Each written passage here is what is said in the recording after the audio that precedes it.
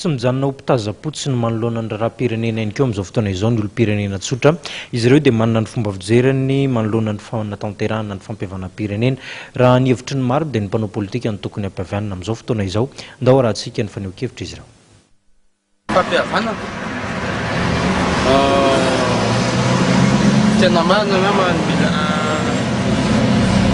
fampiresaka aloha hita zay vahaolana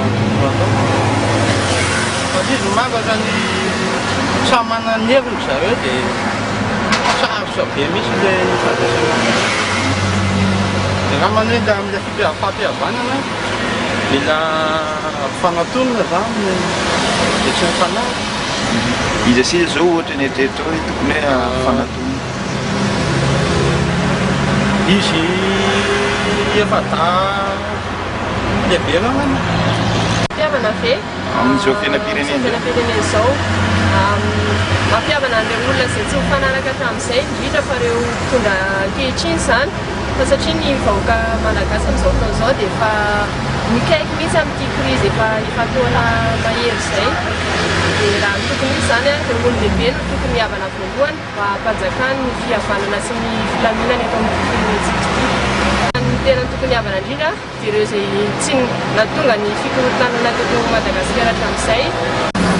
Zaho tokony mampihavana tiako tsisy adiady foana zany fa tokony izay rehetra ratsy natao zany tokony hoe mahatsapa tena hoe diso dia tokony mahatsapa tena zany dia tokony havana fa tsy andondolo foana fa tsy misy fampihavanana mihitsy raha vao zany. Ohatrany hoe olona iza zany tokony hoe hampihavanina ho an'olo zany amin'izao toerana. Politika ve ny olona rehetra izay manana ady zany manana mpolonamana resaka ady zany.